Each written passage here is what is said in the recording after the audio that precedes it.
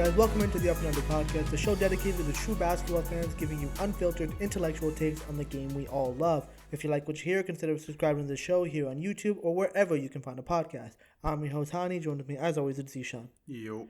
All right, man. As promised, if you haven't checked out last week's episode, definitely check it out. We did our Eastern Conference standings predictions, and as promised, on this episode, we're going to be bringing you guys our Western Conference predictions. And I think, obviously, it's been our tradition to give you guys our predictions. We usually predict before the season starts how the standings for each conference are going to turn out, and then later on, at the end of the season, we look back and we see where we were right and where we were wrong. But this is highly opinionated. This is highly based off of what we've seen last year, and also based off of how these teams performed in their respective offseasons. And again, I always say this is probably going to be wrong because it always is wrong. Yeah, it's very, very tough to predict. Especially conferences like the Western Conference. The Western Conference is very, very competitive. I would say you can argue like it's going to be a dogfight from start to finish. There's a lot of teams that have, gotten better, and honestly, there's only a couple of teams that I feel have gotten worse after this offseason. So it's definitely going to be very interesting to see how the Western Conference will shape out this season. I mean, I think when you look from 1 to 11, it's very competitive. Yeah, it's pretty competitive. So without wasting any time, we're going to jump right in to our Western Conference predictions, starting off with the number 1 seed. Now, the number 1 seed, we're going to give it to the Denver Nuggets. Now, projecting around 55 to 60 wins. Now, the Nuggets obviously are the reigning NBA champions from last season. And although they did lose some depth pieces, they did lose some key pieces like Bruce Brown, Jeff Green. They lost some of these guys, obviously, to free agency. But they still kept their core guys who when healthy, are still a solid team. Like, again, they still have Jokic. They still have Jamal Murray. They still have Kevin Porter Jr. They still have Aaron Gordon. Michael Porter Jr. Not Kevin Porter Jr. Jesus, that guy's in a whole heap of trouble. They still have Michael Porter Jr. They still have Aaron Gordon. They still have Christian Brown. So they still have some of these key guys as KCP. well. KCP and Michael Malone is still the head coach of the team. So obviously the Denver Nuggets are still going to be a good team. Plus, like we say, this for a lot of these predictions, continuity does play a big factor because everyone kind of knows their roles. The coaches in this coach's systems are already established. So that helps you get out of the gate of a season and rack up a few of those wins early on, which do add up as you get closer and closer to the end of the season. Yeah, man. I don't think having the Denver Nuggets as the 1 seed is controversial. Now, they usually don't win as many games as as some other teams in the regular season. Historically speaking, in the Nikola Jokic era, they haven't really been a 1 seed. I think they were the 1 seed last season. Yeah. And again, it also depends on how they rest games because they are officially a championship contender. So they will possibly coast at some times during the regular season. But yeah, Denver Nuggets, I think they are possibly the favorite to come out of the Western Conference again. And they have, one of the best players in NBA history, Nikola Jokic. Jamal Murray, regular season Jamal Murray is okay. Obviously, he turns it up in the playoffs. But as you mentioned, they still have the same core of guys. And that's the same core of guys that just won the championship. So I think having the Denver Nuggets as the 1 seed is perfectly reasonable. As the 2 seed, we have the Los Angeles Lakers, projecting around 52 to 57 wins. They were in the Western Conference Finals last season, and they now have a better team, at least on paper. They are led by LeBron James and Anthony Davis, and assuming those two stay healthy, which is a big if at this point in both of their careers. AD, that's always been a question. LeBron, at this stage of his career, he is in his 21st season. So, it will be a question of his health. How much will he decline? Because he has shown signs of decline, but he is still LeBron James and is still a top 10 player in the NBA. We're talking about a motivated LeBron James now. Like this guy. And exactly. I think one thing that really screwed them over last season is how hard they had to play before the trade deadline, especially LeBron James, how hard he had to play pre-trade deadline. That's why he got hurt. exactly when they had a team that was performing terribly. Now that you're coming into this season with a team that just made the Western Conference Finals, just got guys like Gabe Vincent, Torian Prince.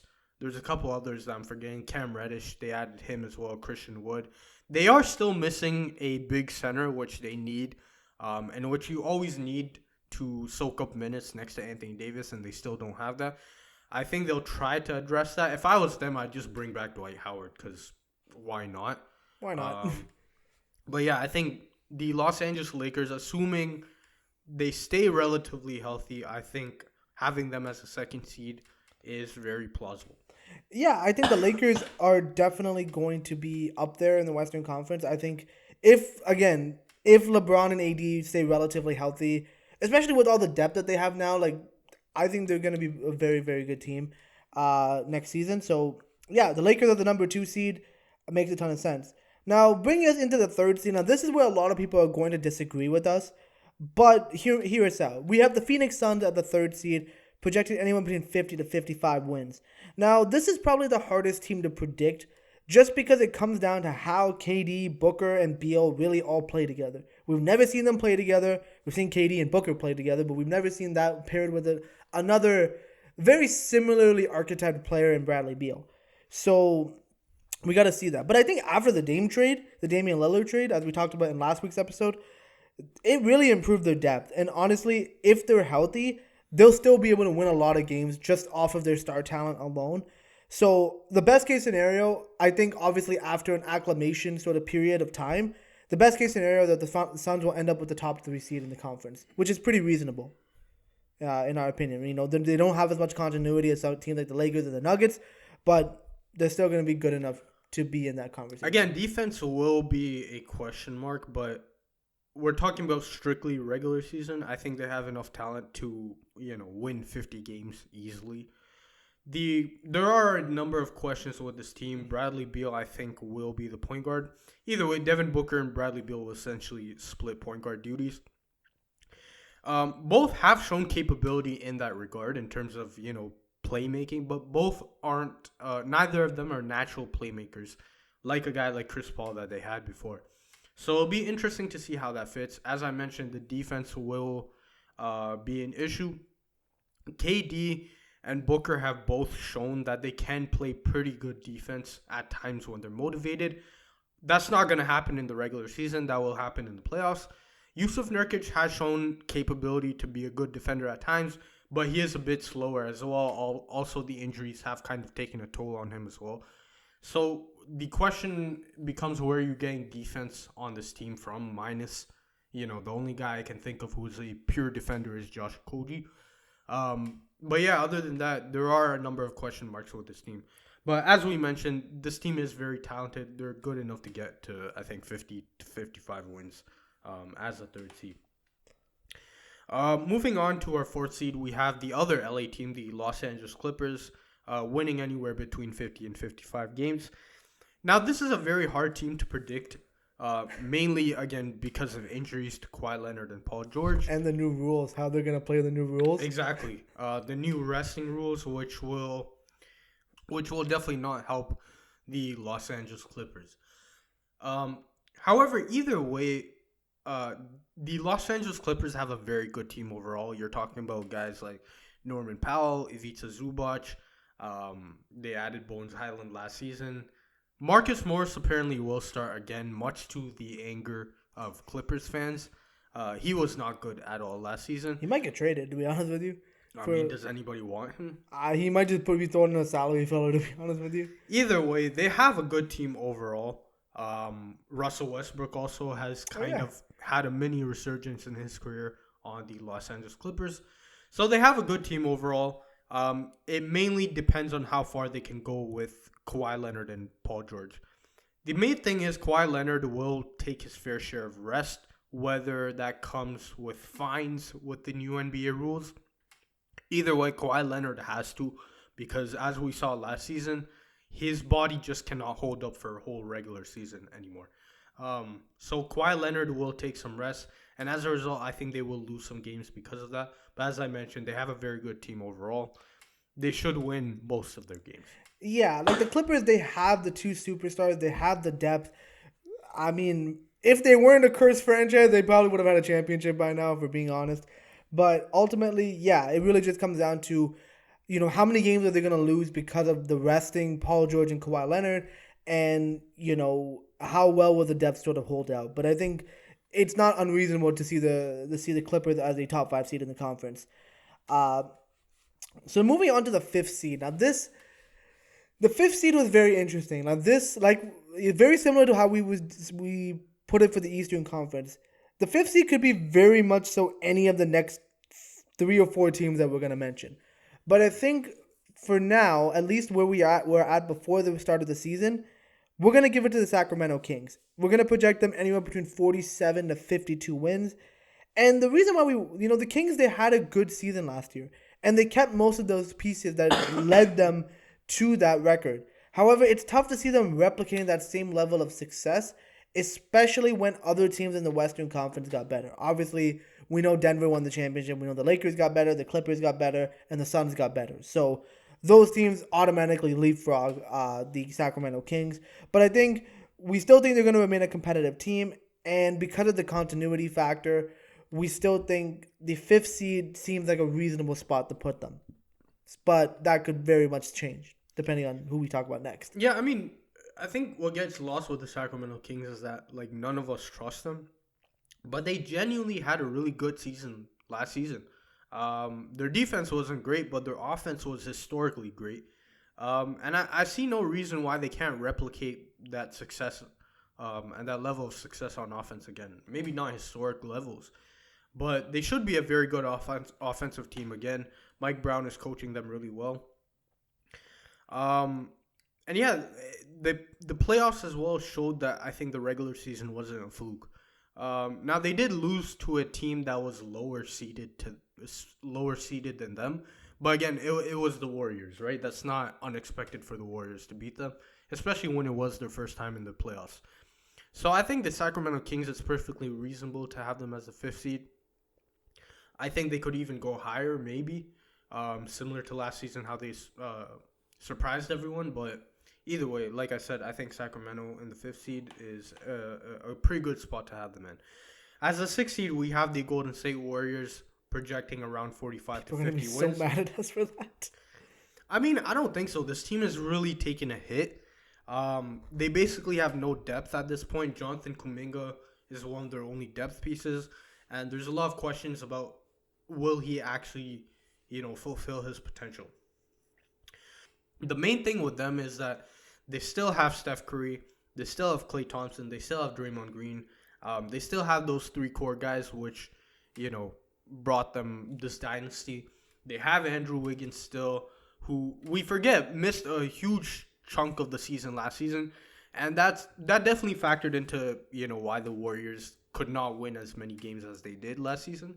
So you have him now, hopefully for a full season. You have Kevon Looney, who has cemented himself as one of the most underrated players in the game. Gary Payton is there, and now you added Chris Paul. I think Chris Paul is the big question mark for everyone because what will you actually get out of him? But ideally, you can get some playmaking out of him, a little bit of scoring at this point in his career if they don't trade him. Either way, I think having Steph Curry by himself is enough to get you a top 7 seed in the Western Conference, to be honest. Yeah, I mean, the Warriors, they're still going to be good. Like, they still have Steve Kerr running coaching the team. They still got Curry, Thompson, Draymond. Like you said, they still have a lot of those pieces from that championship team. But I think ultimately for the Warriors, it will come down to the depth, as you mentioned. So, and honestly, the other teams above them just seem to have more of the depth and are just probably going to be more consistent than the Warriors are going to be. But I think star power-wise, that'll still keep the Warriors in a playoff spot for sure. Bringing us into the 7th seed. Now, the 7th seed is pretty interesting. But we're going to give it to the Memphis Grizzlies. About 45 to 50 wins seems reasonable. Now, obviously, the Memphis Grizzlies, they kept their roster pretty much untouched because it was a pretty good roster. I mean, they did lose Dillon Brooks, which they wanted to do all along. And they added Marcus Smart to really help the perimeter defense. But I think until Ja Morant really comes back, this Grizzlies team will essentially be treading water. Like, obviously, we're going to have to see how Marcus Smart does in a bigger role where he's going to be a more primary focal point in the offense. Have to be more of a playmaker as well. So we're going to have to see. Now, the Grizzlies are still going to be a good team. They still have some good depth, and they still have a good system. Obviously, they have reigning Defensive Player of the Year, Jaren Jackson Jr., and, all the other players that they have. Steven Adams, Yep. Steven Adams, Desmond Bain, and all the other players that they got on their team. So we're going to have to see what happens. But, I mean, the Grizzlies are still going to be a good team, but they won't be as good as they can be until Ja gets back, which is going to be 25 or maybe more games. We don't really know. Yeah. Essentially, like you mentioned, they're treading water for those 25 games. And until he comes back, it's going to be, I think they're going to lose some spot in the standings as a result. Moving on to our 8th seed, we have the Dallas Mavericks. We're projecting around 43 to 48 wins. Basically, for the Dallas Mavericks, this is a pretty mid team outside of Kyrie Irving and Luka Doncic. You look at this team up and down the roster, there is really not much, if we're being honest. That's the most polite way I can say it. This team is basically depending on Kyrie Irving and Luka Doncic to carry them, which did not work out last season. The hope is that you have an offseason under your belt to learn the system, more familiarity, more chemistry between Kyrie and Luka and the rest of the team. So that's the hope if you're the Dallas Mavericks, but this is a very incomplete team. I think the best case scenario for them is that they get a 7th, maybe a 6th seed. I really don't see them doing anything more than that with the current team that they have. Is Jason Kidd on the hot seat? I think this season will tell. I think. I think he. It depends. Like, it really depends on how they look, but man, when you got Luka Doncic and you have Kyrie Irving, and if the team misses the playoffs again, if I'm Mark Cuban, I'm really questioning if Jason Kidd is my guy. Now I think you should have questioned that since the beginning. Probably, but still, the Dallas Mavericks, again, they lacked depth and they really didn't address that. I mean, they got a couple of players like Seth Curry and a couple of some pieces back as well on the team, but they're still not as good as where they should be, and they need to be contending very soon. Otherwise, Luka might be unhappy. That's just how. Yeah, they're on a window. They're on a timeline for sure. Yeah, exactly. So we'll see what happens with Dallas, but 8th seed seems pretty reasonable for them. Moving on to the 9th seed. Now, this is the team that everyone's expecting to have the most growth and the biggest leap in this upcoming season, and that's the Oklahoma City Thunder, projecting anywhere between 40 to 45 wins. Again, they have a ton of young talent coming in, but no one is better on that team than Shai Gilgeous-Alexander. This guy was in the MVP conference. He got MVP votes last season. He was in the scoring title conversation. He put up an MVP caliber year, and he put up an even better showing in the FIBA tournament. And he might be even better in this upcoming regular season as well. He has literally blossomed into such a superstar level player for the Oklahoma City Thunder. As a Raptor fan, I'm really annoyed because I would love Shai in a Raptors uniform, but I think Oklahoma City would be absolute fools to let him go. So, Oklahoma City, they're going to be really good just because of Shai alone. But also, again, all the other young players are getting better on that team. First off, we're getting Chet Holmgren's rookie season. He looks pretty good so far in the few scrimmages and the summer leagues that we saw him in. Josh Giddey, one of my favorite players to watch in the league. This guy's going to get any better. Still the best flow in the league. I'm just still putting it out there. Jalen Williams, he was a pretty solid player last season. He'll be heading into his second year as well. So he's going to be good. They still have Lou Dort and, the plethora of young players on that team. So the Oklahoma City Thunder are just going to be a fun team to watch. And I think them being as high as the 9th seed will not surprise me at all. I mean, I think they could be even higher, to be honest. I think they were the 9th seed last season, if I'm not mistaken. They definitely got far in the play-in. So I think they could be even better. The one thing I will watch out for OKC is I think this season is the time to make that next move if you're Sam Presti. You've accumulated enough young talent. You have enough They assets. have like 17 draft picks in the next Exactly. 3 drafts. You have enough assets in the draft. Now is the time you start using those assets. You have an established star in Shai Gilgeous-Alexander. You have another, really good player in Josh Giddey, and a potential star with Chet Holmgren. It's time for you to flip your assets and turn it into something tangible. I think that will happen. If not this season, then next offseason. I think that will be the one thing to watch out for if you're the OKC Thunder. If something does happen this season, then, the OKC Thunder could catapult themselves into possibly the upper echelon of the Western Conference even this season. So I think that will be something to watch out for. And OKC fans are rightfully very excited for their future. As a 10 seed, we have the Minnesota Timberwolves. We're projecting around 40 to 45 wins. I think the Minnesota Timberwolves, there was some concerns last season, but I think towards the end of the season, it became a pretty interesting team, especially now it seems the fact that Anthony Edwards is taking that next step to superstardom. We saw his impact in USA basketball this season in the FIBA tournament. He was unquestionably their go-to guy. And I think he will be unquestionably their go-to guy going into this season.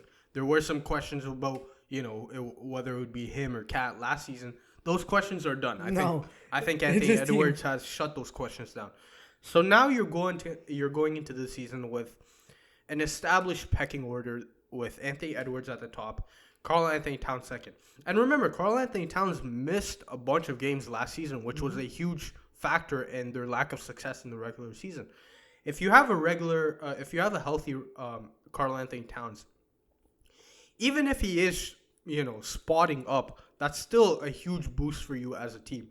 This is another, Rudy Gobert gets an offseason under his wing.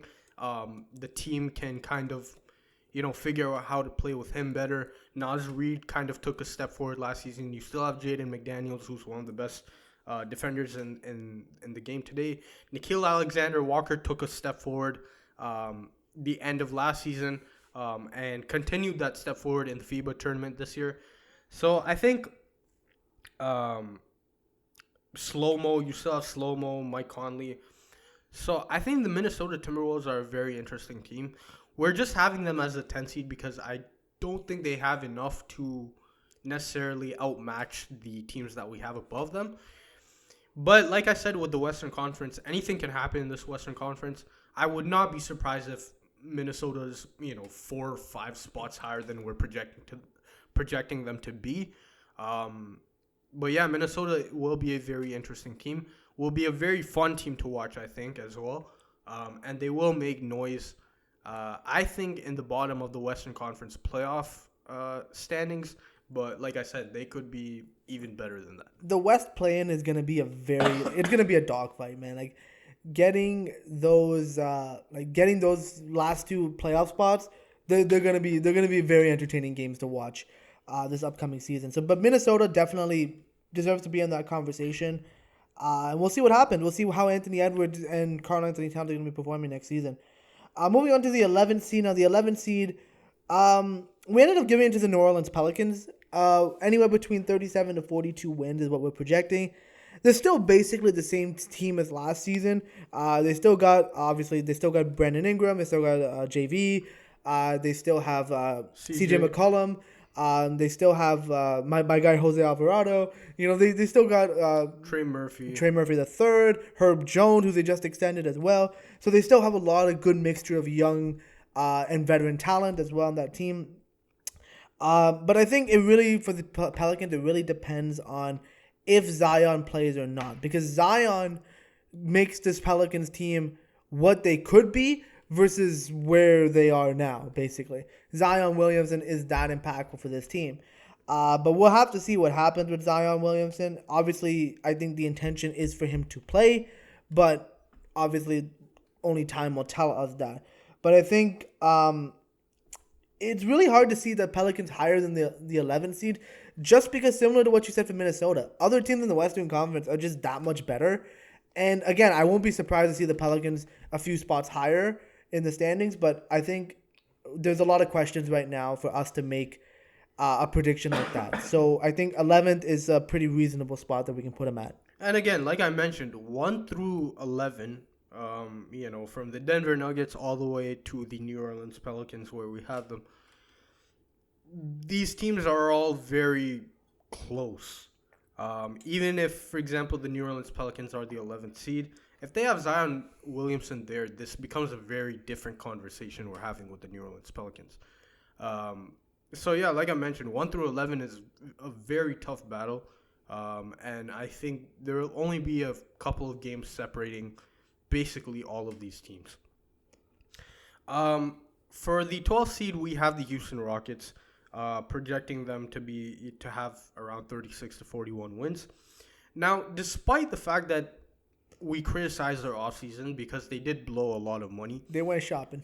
The thing is, number one, because of the new spending rules, they kind of had to. Now, did they make the greatest investments? No.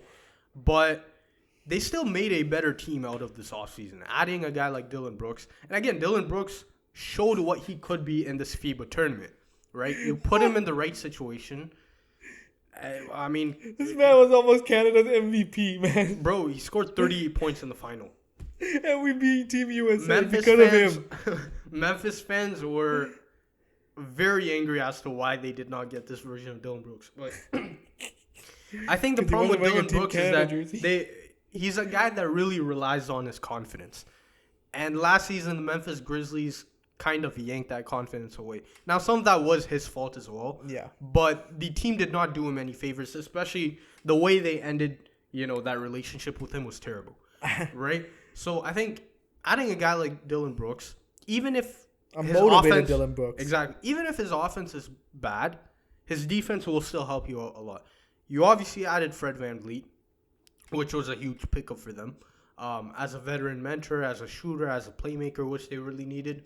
So he'll definitely help them out. But the main success factor of this team is the improvement of their young players.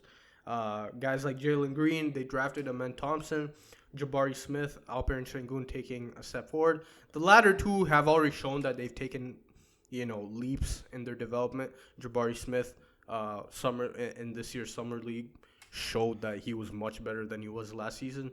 And, of course, Alperen Sengun in the FIBA tournament also showed that he was much better than he was last season. And he was already very good last season as well. Plus new coach for Houston. Ime Udoka stepping in, coming in with a more, I guess, a more stern, more disciplined approach than what Steven Silas brought. They don't have the worst coach in the league anymore. That should help things. I think a lot. That's the short story. Yeah, basically they don't have the worst coach in the league, and they have someone who has real experience coaching winners. I mean, he coached a team to the NBA Finals in the Boston Celtics. Comes from the Popovich line. And now you have also a veteran in Fred VanVleet who help teach some of these younger players how to act. Man, because some of these players in Houston, man, they be acting up, man. That's one of the reasons why they added Dillon Brooks. Now, you can argue about his maturity in Memphis, but he is a veteran player at this stage of his career. Adding a guy like, for example, Jock Landale, a guy who's, got into the league basically because of his hard work. Guys like that help the culture out in Houston, and they really needed a culture shift. Looks like Kevin Porter Jr. probably won't be there. Who knows, man? That probably will help the locker room. Oh, yeah. Let's just say that. He's been through super John Lucas, man. He's through attention with John Lucas, bro. This guy, John Lucas is one of the most likable guys in the league. His case now. Yeah, and now there's the case, too, which is who knows what's happening with that. But, Kevin Porter. So I don't think Kevin Porter Jr. will be there. But, the point is, Houston, despite the fact that I wasn't a fan of their offseason, they still took that next step. They're going to be better, obviously, than they were last season. It's just about how much better are they going to be in comparison to the rest of the West, which right now we can't say they're very much better than anyone else. But, hey, they might be able to sneak into the play-in. Best case scenario for them. Moving on to the 13th seed, we got the Utah Jazz, about 35 to 40 wins, anywhere between there. Now, the beginning of last season was fun for Utah. They shocked everybody, just coming out of nowhere, being a very fun team. Walker Kessler just being this, just Rudy Gobert instant replacement, making Minnesota regret giving up 5 first rounders for him. It was fun.